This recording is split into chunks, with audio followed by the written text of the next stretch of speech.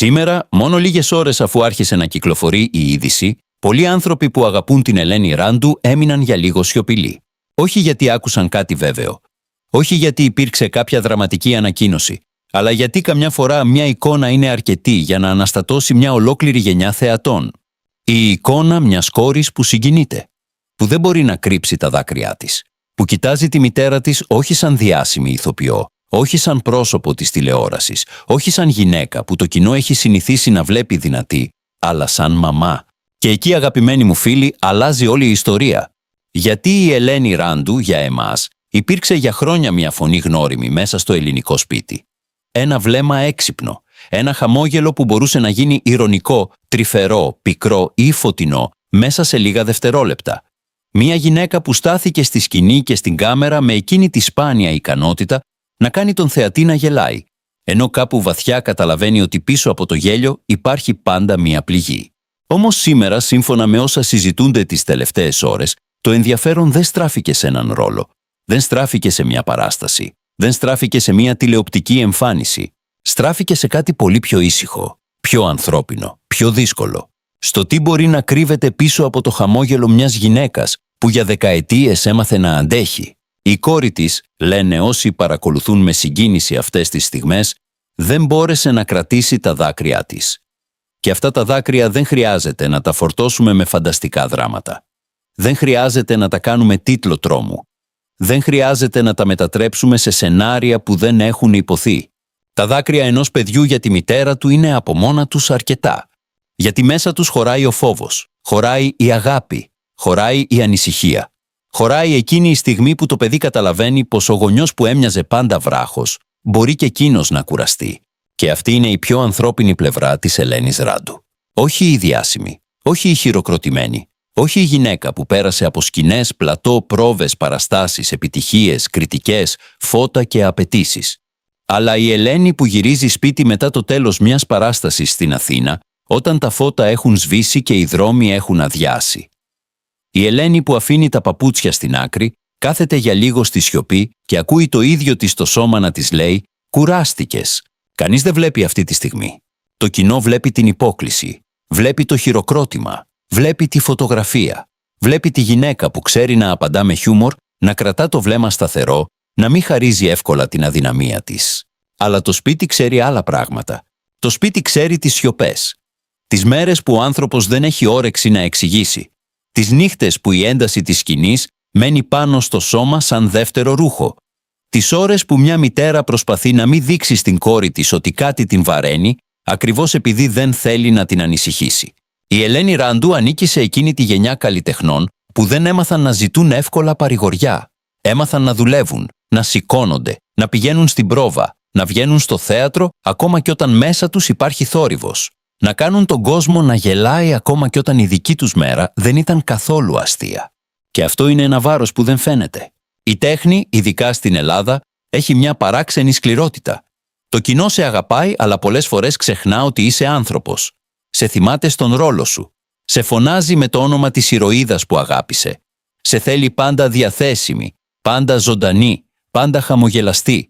Και όταν μία μέρα το βλέμμα σου γίνει λίγο πιο βαρύ, όταν η φωνή σου χαμηλώσει, όταν επιλέξεις να μην μιλήσεις πολύ, αρχίζουν οι ψίθυροι. Τι έχει, γιατί είναι έτσι, μήπως συμβαίνει κάτι, μήπως κουράστηκε. Ναι, μπορεί απλώς να κουράστηκε. Και αυτό δεν είναι μικρό πράγμα. Για έναν άνθρωπο που έχει περάσει τόσα χρόνια μπροστά στα μάτια μας, η κούραση δεν είναι μόνο σωματική, είναι και ψυχική. Είναι η συσσόρευση, είναι τα χρόνια, είναι οι ευθύνες, είναι οι ρόλοι που αφήνουν σημάδια, είναι οι απαιτήσεις μιας δουλειάς, όπου πρέπει να είσαι έτοιμος να εκτεθείς κάθε βράδυ. Στο θέατρο δεν μπορείς να κρυφτείς. Η σκηνή τα βλέπει όλα.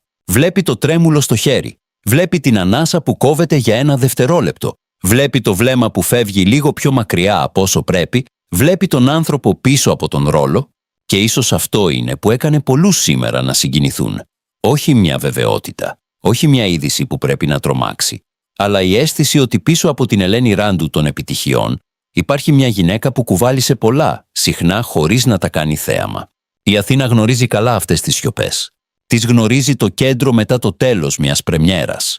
Τις γνωρίζουν τα καμαρίνια, όταν οι ανθοδέσμες μένουν πάνω στο τραπέζι και το μακιγιάζ αρχίζει να σβήνει.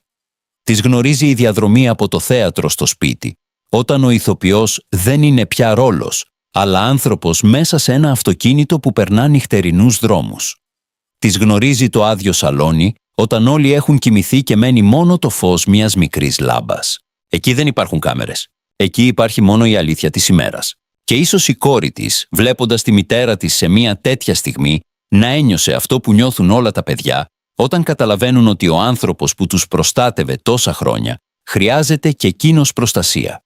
Δεν είναι εύκολο να είσαι παιδί δύο αναγνωρίσιμων ανθρώπων, δεν είναι εύκολο να μεγαλώνεις με βλέμματα γύρω σου, δεν είναι εύκολο να έχεις μια μητέρα που την αγαπάει ο κόσμος, αλλά την ίδια στιγμή να τη μοιράζεσαι με τον κόσμο. Για το κοινό, η Ελένη είναι αγαπημένη ηθοποιός. Για την κόρη της είναι κάτι πιο απλό και πιο ιερό.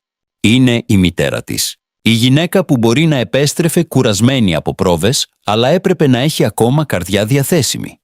Η γυναίκα που έπρεπε να ισορροπήσει ανάμεσα στη σκηνή και στο παιδικό δωμάτιο. Ανάμεσα στο χειροκρότημα και στην καθημερινή αγωνία. Ανάμεσα στην ανάγκη να δημιουργεί και στην ανάγκη να είναι παρούσα. Και η μητρότητα για μια γυναίκα της τέχνης έχει κάτι βαθιά αντιφατικό. Από τη μία, η σκηνή ζητά τα πάντα. Χρόνο, σώμα, φωνή, συναίσθημα, πειθαρχία. Από την άλλη, το παιδί δεν ζητάει τη διάσημη πλευρά σου. Ζητάει εσένα. Την απλή, την αληθινή, την κουρασμένη, αλλά παρούσα. Εκείνη που θα ακούσει, θα αγκαλιάσει, θα μαγειρέψει κάτι πρόχειρο, θα ρωτήσει πώς ήταν η μέρα σου. Ακόμα και όταν η δική της μέρα ήταν γεμάτη ένταση. Η Ελένη Ράντου, όπως κάθε γυναίκα που έζησε ανάμεσα στην τέχνη και στην οικογένεια, ξέρει αυτόν τον διχασμό. Να είσαι δυνατή έξω. Να είσαι τρυφερή μέσα. Να γελάς για το κοινό. Να σιωπάς για να μην φορτώσεις τους δικούς σου. Να κρατάς την αξιοπρέπειά σου όταν όλοι περιμένουν μία δήλωση, μία αντίδραση, μία εξήγηση. Και κάπου εκεί γεννιέται η μοναξιά του καλλιτέχνη. Δεν είναι η μοναξιά του ανθρώπου που δεν έχει κανέναν. Είναι η μοναξιά του ανθρώπου που έχει πολλούς γύρω του, αλλά λίγους που μπορούν να καταλάβουν τι σημαίνει να δίνεσαι κάθε βράδυ σε ξένους ανθρώπους. Γιατί ο θεατής παίρνει το συναίσθημα, το χειροκροτεί, το θυμάται, το κουβαλάει στο σπίτι του. Αλλά ο ηθοποιός μένει με το κόστος. Και όταν αυτό το κόστος μαζεύεται με τα χρόνια, αρχίζει να φαίνεται σε μικρά πράγματα, όχι απαραίτητα σε μεγάλα γεγονότα, όχι σε ανακοινώσεις, όχι σε δραματικές ειδήσεις. Φαίνεται σε μια πιο ήσυχη παρουσία, σε μια ανάγκη για απόσταση, σε λιγότερες δημόσιες εμφανίσεις, σε ένα βλέμμα που δεν κυνηγά πια την εντύπωση, σε μια γυναίκα που έχει μάθει ότι η ηρεμία είναι πολυτέλεια. Τα τελευταία χρόνια, πολλοί άνθρωποι της γενιάς της Ελένης Ράντου μιλούν όλο και περισσότερο για κάτι που παλιότερα το κρύβαμε. Την ψυχική κόπωση. Όχι με την έννοια της αδυναμίας, αλλά με την έννοια της ανθρώπινης φθοράς. Της ανάγκης να σταματήσεις για λίγο, να αναπνεύσεις, να κοιτάξεις γύρω σου και να πεις «Δεν χρειάζεται να αποδεικνύω συνέχεια ότι αντέχω». Αυτό είναι μεγάλο μάθημα. Ιδίως για μια γυναίκα που το κοινό την έμαθε δυνατή.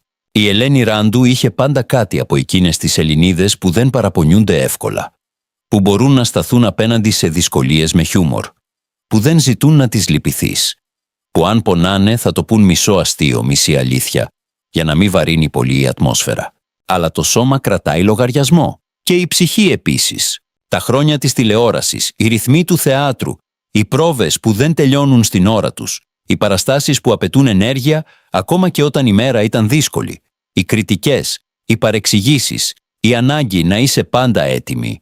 Όλα αυτά δεν περνούν χωρίς σημάδι. Δεν χρειάζεται να μιλήσουμε για αρρώστιες που δεν έχουν επιβεβαιωθεί. Δεν χρειάζεται να βάλουμε ονόματα σε πράγματα που δεν γνωρίζουμε. Αρκεί να πούμε το απλό. Ένας άνθρωπος μπορεί να κουραστεί. Και όταν αυτός ο άνθρωπος είναι η μητέρα σου, η κούρασή του σε πονάει διπλά. Ίσως γι' αυτό τα δάκρυα της κόρης της άγγιξαν τόσο πολύ τον κόσμο. Γιατί κάθε άνθρωπος που έχει μητέρα καταλαβαίνει. Κάθε παιδί, όσο μεγάλο κι αν είναι, κρατάει μέσα του έναν φόβο. Να μην δει τη μητέρα του να λυγίζει.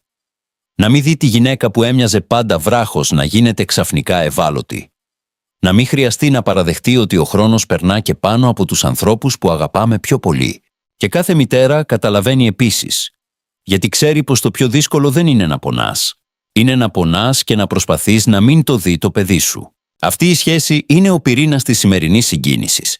Μητέρα και κόρη. Όχι ηθοποιός και κοινό. Όχι είδηση και τίτλος. Όχι φήμη και δημοσιότητα. Μόνο μια κόρη που συγκινείται γιατί βλέπει στη μητέρα της όλη τη διαδρομή, όλες τις αντοχές, όλες τις θυσίες, όλες τις σιωπές. Και μια μητέρα που, ακόμη κι αν δεν το λέει, ίσως κουβαλά μέσα της το βάρος μιας ζωής που πέρασε μισή στο φως και μισή στη σκιά. Η ζωή της Ελένης Ράντου στην τέχνη δεν ήταν ποτέ απλώς μια σειρά από ρόλους. Ήταν μια διαδρομή μέσα στην ελληνική καθημερινότητα. Η τηλεόραση την έφερε κοντά σε σπίτια, κουζίνες, απογεύματα, οικογενειακά τραπέζια. Το θέατρο την κράτησε κοντά στην αλήθεια της ζωντανής επαφής. Εκεί όπου ο θεατής αναπνέει μαζί σου. Εκεί όπου δεν μπορείς να διορθώσεις το λάθος με μοντάζ. Εκεί όπου κάθε βραδιά είναι μια μικρή μάχη. Και η Ράντου είχε αυτό το χάρισμα. Μπορούσε να φαίνεται καθημερινή χωρίς να γίνεται απλή. Μπορούσε να είναι κωμική χωρίς να χάνει το βάθος. Μπορούσε να κάνει μια ατάκα να μοιάζει αστεία και την ίδια στιγμή να αφήνει πίσω της μια πίκρα. Αυτό δεν το καταφέρνουν πολλοί. Γι' αυτό και το κοινό δεν την είδε ποτέ μόνο σαν μια ηθοποιό. Την είδε σαν έναν άνθρωπο που κάτι θυμίζει από τη ζωή του, από τη γειτόνισσα, από την αδελφή, από τη φίλη, από τη γυναίκα που γελάει δυνατά, αλλά στο τέλος της ημέρας ξέρει πολύ καλά τι σημαίνει μοναξιά. Και ίσως γι' αυτό, όταν ακούστηκε ότι η κόρη της συγκινήθηκε τόσο, πολλοί δεν αντέδρασαν με περιέργεια. Αντέδρασαν με τρυφερότητα. Να είναι καλά. Να έχει δύναμη. Την αγαπάμε. Μας μεγάλωσε με το γέλιο της. Να την προσέχει η οικογένειά της.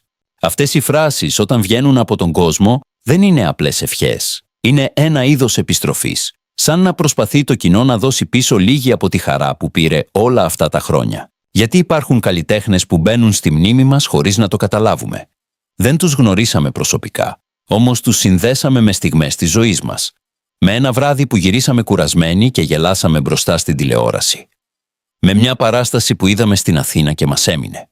Με μια φράση που την επαναλάβαμε στο σπίτι. Με έναν χαρακτήρα που μας θύμισε εμάς. Η Ελένη Ράντου είναι από αυτές τις παρουσίες. Και όταν μια τέτοια παρουσία δείχνει έστω και για λίγο πιο ευάλωτη, ο κόσμος συγκινείται σαν να ανησυχεί για κάποιον δικό του άνθρωπο. Αυτό είναι το παράδοξο της αγάπης του κοινού. Δεν είναι συγγένεια, αλλά μοιάζει. Στα παρασκήνια όμως τα πράγματα είναι πάντα πιο σύνθετα. Ένας καλλιτέχνης δεν ζει μόνο μέσα στο χειροκρότημα. Ζει και μέσα στην κριτική, στα σχόλια, στις παρεξηγήσεις, στα βλέμματα που ψάχνουν να βρουν αν άλλαξε, αν γέρασε, αν κουράστηκε, αν χάθηκε, αν επέστρεψε. Ζει με την πίεση να αποδεικνύει ότι παραμένει σημαντικός, ενώ μέσα του ίσως θέλει απλώς ησυχία. Και για μια γυναίκα αυτή η πίεση είναι ακόμα πιο αυστηρή. Πρέπει να μεγαλώνει, αλλά να μην φαίνεται ότι μεγαλώνει. Πρέπει να είναι ώριμη, αλλά να μην χάνει τη λάμψη της. Πρέπει να είναι δυνατή, αλλά όχι σκληρή. Ειλικρινής, αλλά όχι υπερβολική. Συγκινημένη, αλλά όχι αδύναμη.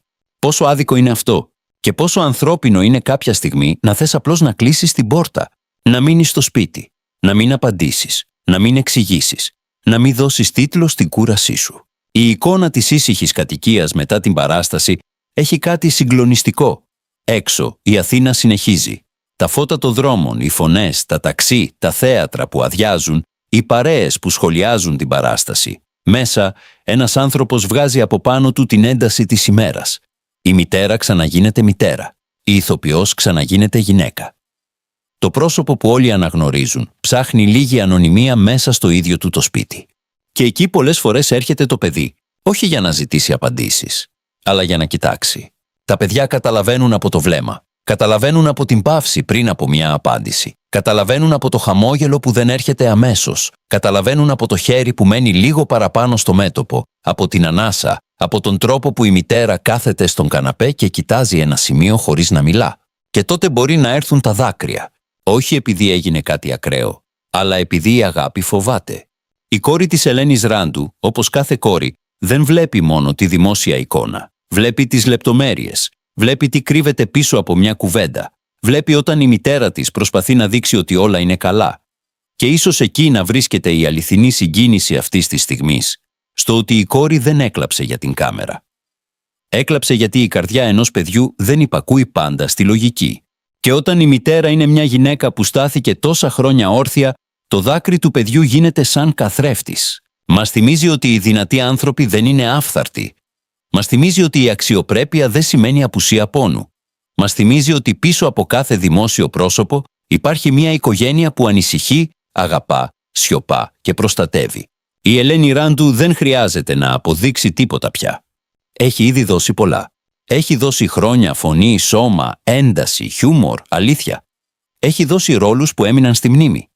Έχει δώσει στο ελληνικό κοινό εκείνο το σπάνιο μείγμα ευφυΐας και τρυφερότητας που δεν διδάσκεται εύκολα. Έχει σταθεί μέσα σε μια δουλειά απαιτητική, συχνά σκληρή, χωρίς να χάσει τη δική της ταυτότητα.